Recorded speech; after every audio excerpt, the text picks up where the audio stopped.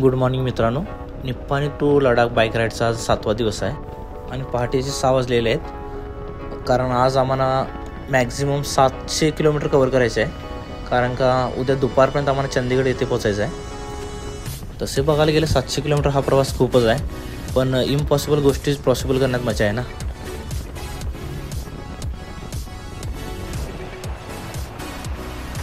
मॉर्निंगची ride आज अक्षय करतोय, so सकाळ सकाळी जरा सेल्फी व्हिडिओ घ्यावा असं वाटलं.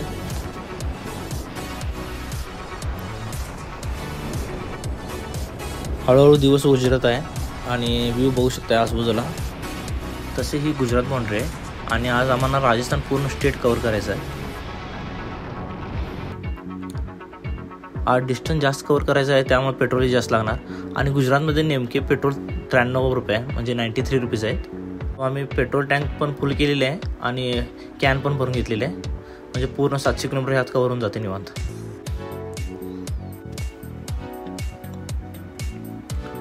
पंपाच्या साईडलाच आम्हाला एक ढाबा भेटलेला आहे, सो इथे चहा पिऊन आम्ही पुढे चालू आहे. खरं तर आज जास्त ब्रेक घेणारच नाही आम्ही. उन्हाच्या आधी जास्त डिस्टन्स कव्हर करायचा प्रयत्न चालू आहे आमचा.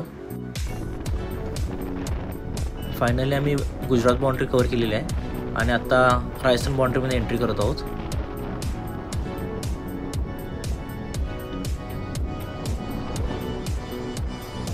सध्या राजस्थानचे रोड तर ओके आहे, बघू आता पुढे काय काय होते.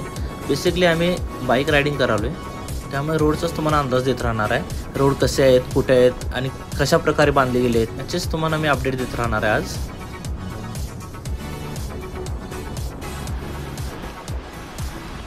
राजस्थानमध्ये मंदिर खूप छान असतात म्हणा. साईडला बघू शकता तुम्ही, बघू शकता इथे एक ट्रक झोपला आहे. म्हणून म्हणतोय की ड्रायव्हिंग करताना नेहमी डोळे आणि कान तीक्ष्ण ठेवायला हवेत, जरासी भी नजर हटी दुर्घटना घटी. हा आहे माउंट आबू, राजस्थानमधले एक सुंदर असं दृश्य, ज्याला बघण्यासाठी माणसं खूप लांब लांबून येतात. सध्या फॉग आहे ते, सो आपल्याला इतकं छान दिसणं झाले ते. आपल्याला आता पहिला पालीपर्यंत जायचं आहे आणि डिस्टन्स 109 किलोमीटर आहे. रस्ता तर छान आहे, ते आपल्या भाषेत कसं टकाटक आहे. बेसिकली आमची खरी ट्रिप चालू होणार आहे ती चंदीगड नंतर, म्हणजे आणि 2 दिवसानंतर. सो तिथपर्यंत तुम्हाला फक्त ही झाडे, रस्ता, आकाश हेच दिसणार आहे, बाकी काही दिसणार नाही आहे.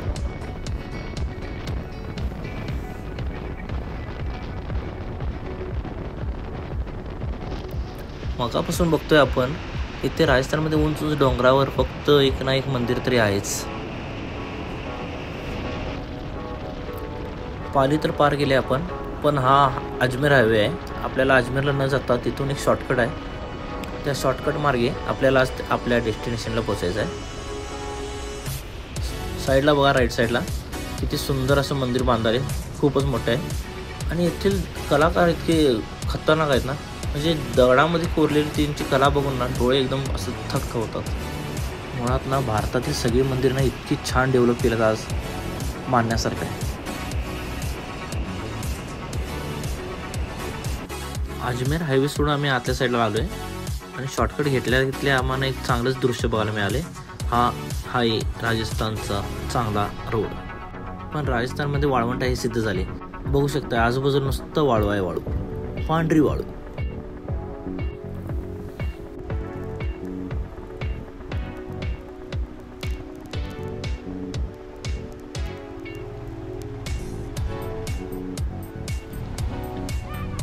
मगाशी वाळू आणि आत्ता पाणी. येथील नदी ओव्हरफ्लो होऊन वाहल्या रस्त्यावरून. पण आज काय काय बघायला मिळते कुणास ठाऊक. एक तर 700 किलोमीटर कव्हर करायचं आहे, त्यात हे असे लफडे.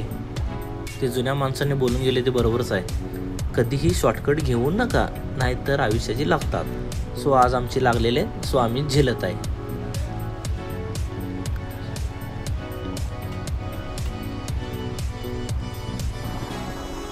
कदाचित आम्ही आता स्टेट हायवेला पोचलो आहे. सो गावागावातून रोड तर संपलेला आहे, पण हा रोड बघून तर मला काय गाडी मारू वाटणं झाली आज.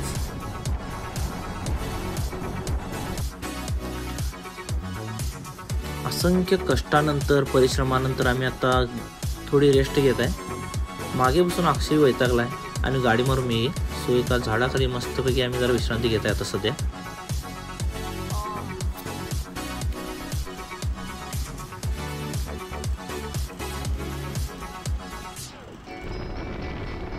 खरंच रोड खूप खराब आहेत, गुजरातपेक्षा 10 पटीने जास्त.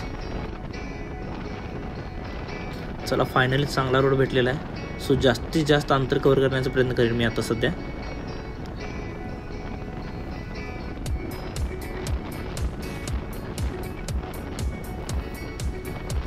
जरा कुठे रोडचं कौतुक करायचं बघा, लगेच खराब रोड चालू होतोय. रोडलाही वाईट वाटतं कौतुक केल्यावर.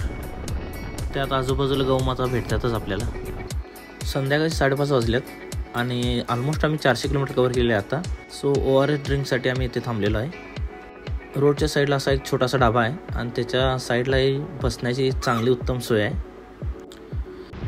आफ्टर ORS ड्रिंक ब्रेक आम्ही आता पुढच्या प्रवासाला निघालो आहे. अजून आम्हाला ऑलमोस्ट 300 किलोमीटर कव्हर करायचं आहे.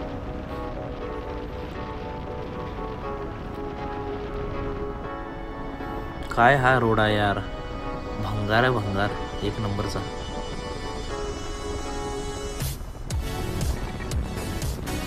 चला फायनली रोड तर चांगला भेटला आहे. बघू मगासारखं याला कौतुक केलं वाईट नाही वाटणार ना.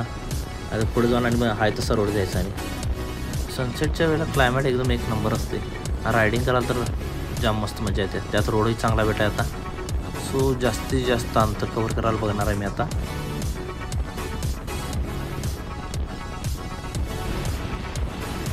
सनसेट झालेला आहे आणि हळूहळू अंधार वाढत आहे. मी म्हणतो रात्री प्रवास करू नका, पण आज आपल्याला रस्ता खूप बेकार भेटल्यामुळं आम्हाला आज रात्री नाईटला रायडिंग करायला लागणार आहे. एकदा का आम्हाला नॅशनल हायवे भेटला तर गाडी मला काय वाटणार नाही, पण हा स्टेट हायवे आहे. इथे कसं होते, अचानक भयानक रात्री कोणी कुठेही येऊ शकते आणि प्राणी बघू शकता की कुठेही थांबतात जनावरे, त्यामुळे रिस्की असते खूप शॉर्ट. फायनली नॅशनल हायवे भेटला आहे आम्हाला आणि ऑलमोस्ट 500 किलोमीटर कव्हर झालेलं आहे. यावेळेला मी आता 200 किलोमीटर कव्हर करायचं टार्गेट ठेवलं आहे, म्हणजे आजचा टार्गेट कंप्लीट होतो. आणि तुम्हाला मनापासून एक रिक्वेस्ट आहे की नाईटला रायडिंग करूच नका, कारण का आपल्याला रोडचा अंदाजही नसतो आणि आपण दुसऱ्या स्टेटमध्ये आहोत, त्यामुळे काय होईल काय नाही ते आपल्यालाही काही माहीत नसते. So please avoid night riding. रात्रीचे 11 वाजल्यात आणि अजून पण आमचा टार्गेट अचीव झालेला नाही आहे. सो आम्ही आता रूमवर जाऊन डायरेक्ट झोपणार आहे. सो भेटू आपण उद्याच्या ब्लॉगमध्ये. स्वतःची काळजी घ्या, मजेत राहा आणि नेहमी हसत खेळत राहा. जय शिवराय.